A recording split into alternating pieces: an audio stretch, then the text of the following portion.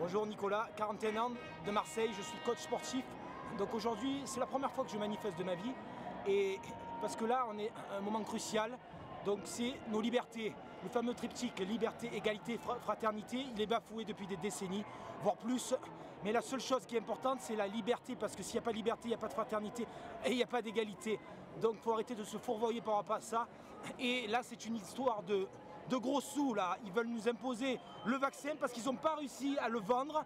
Donc les Pfizer, les vaccins ARN messagers, on a très peu d'expérience. En quelques mois, il avait déjà, en janvier 2021, ils avaient déjà un vaccin. Donc là, on va me traiter de complotiste. Mais si je suis complotiste, moi je vais vous dire quelque chose. Dans la science, il faut toujours douter. Et la médecine n'est tout sauf une science exacte. Et rappelez-vous du fameux Descartes, du doute cartésien dans son discours de la méthode. Il parlait du doute. Après, si on remonte bien plus tard, vous avez Pirondellet qui était un scepticisme. Vous avez eu Montaigne au XVIe siècle qui était un des plus grands scientifiques. Vous avez eu chez les Anglais Francis Bacon, donc au XVIe siècle, qui disait le vrai pouvoir, c'est la connaissance. Le vrai pouvoir, c'est la connaissance. Si on se souvient, il y a plus de... Mais ça va au-delà de tout ça, parce que Macron est en train de diviser les vaccinés et les non-vaccinés. Donc on va tous s'entretuer, quoi. Il y a un clivage. Alors le but, c'est de faire croire qu'on rassemble les gens, qu'il y ait une union. Donc on est dans la culpabilité sociale. Finalement, là, les gens, ils se trouvent dans une forme chère à Carl Rogers, donc c'était un psychologue. Il parlait de congruence, de notion de congruence et donc d'incongruence. Là, les gens, ils font ce qu'ils n'ont pas envie de faire. Donc ils sont dans l'incongruence. Et là, ils sont en train, je ne vais pas dire d'être dans la schizophrénie, mais leur cerveau est morcelé et on morcelle la société et ils sont dans de la dissonance cognitive.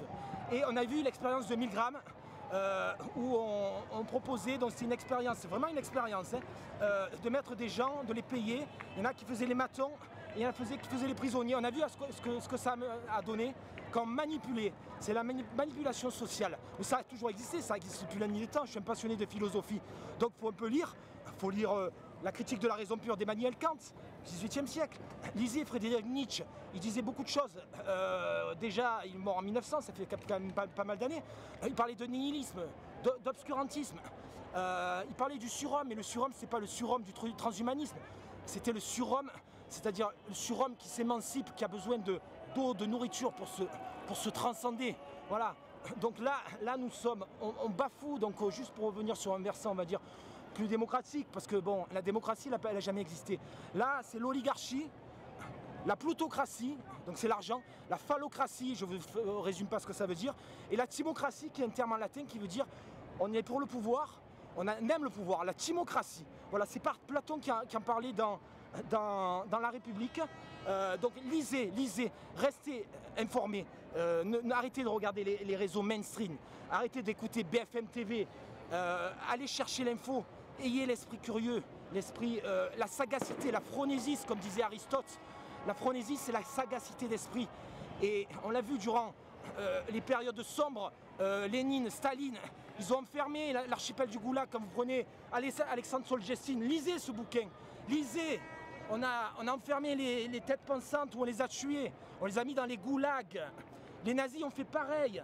N'oublions pas tout ça, n'oublions pas, c'était il n'y a pas si longtemps que ça. Et beaucoup ont collaboré comme les Jean-Paul Sartre et les Simone de Beauvoir. Ils vont quand même pas nous enfermer, les non-vaccinés. Non, ils vont pas nous mettre dans des hôpitaux. Je pense que, honnêtement, moi je suis optimiste. Ils n'arriveront pas parce que quand on a vu... Pourquoi ils n'y arriveront pas? Parce que quand on a vu la débâcle... En 45, ils y sont arrivés.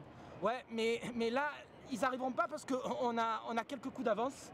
Et ils se croient malins. Là, Macron et le gouvernement ont sorti le grand jeu, c'est parce qu'ils ont peur. Ils ont peur de la rentrée. Ils ont peur. Ah bon? Ils ont peur parce que quand ça ne me donne pas l'impression, hein. Je sais pas, j'ai pas cette impression. Hein. Quand vous menacez un professeur Raoult de l'IHU de Marseille, vous le menacez de mort, et que dernièrement sur un tweet, il disait qu'il fallait se faire vacciner alors qu'il est en complète dichotomie avec ce qu'il disait juste auparavant, c'est à se poser des questions. J'ai mon père qui a travaillé pour les laboratoires pharmaceutiques.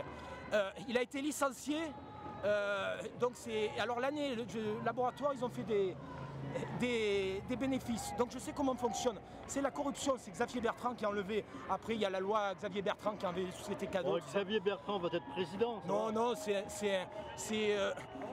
on est tranquille. Non, il n'y a personne, il n'y a pas d'opposition.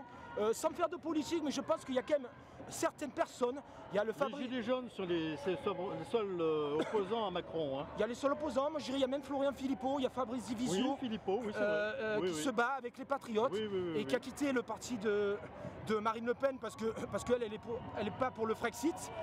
Et Florent Philippot, parce que c'était la tête pensante, il a compris qu'il ne pouvait rien faire avec ce genre de parti qui est périmé, quoi. Franchement, honnêtement, ils sont périmés. D'ailleurs, on n'entend pas parler parce qu'elle prépare ses élections. Et comme on a pu le voir au second tour, elle s'est pris une débâcle au second tour. Donc je pense qu'elle a peur de l'ouvrir.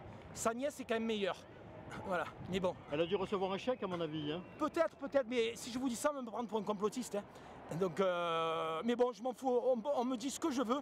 Maintenant, je n'ai plus rien à faire. Pas foutre, parce que je vais rester poli, mais j'en ai plus rien à faire. Bon, pour la manifestation d'aujourd'hui, est-ce que nous avons eu du monde, d'après vous? On a eu du monde. Le monde est quand même très subjectif, on va dire, parce que c'est pas le monde qui fait la parole, c'est la qualité du monde qui fait la parole. Beaucoup de gens sont partis à Paris aujourd'hui. Hein. Il y a des gens qui sont partis à Paris, j'ai des amis. Là, je suis avec des infirmières de l'IHU de Marseille. Je suis avec des gens qui sont venus de la Seine-sur-Mer, donc c'est dans le Var. Je suis avec aussi un syndicat sud Marseille. Et après des gens que j'ai rencontrés, que je n'avais pas vus depuis 20 ans. Donc c'est aussi un rassemblement citoyen. Il y a toute couleur politique, toute couleur de peau, tout âge. Un message pour conclure, un message positif surtout pour conclure. Un message positif, croyez en vous, vraiment, écoutez-vous, écoutez votre corps, et c'est lui qui vous donne toutes les réponses, et c'est pas toute cette science obscure qui n'est pas une science exacte. Écoutez-vous et faites un feedback sur vous, constamment. Je vous remercie de m'avoir... Merci. Au revoir. À bientôt.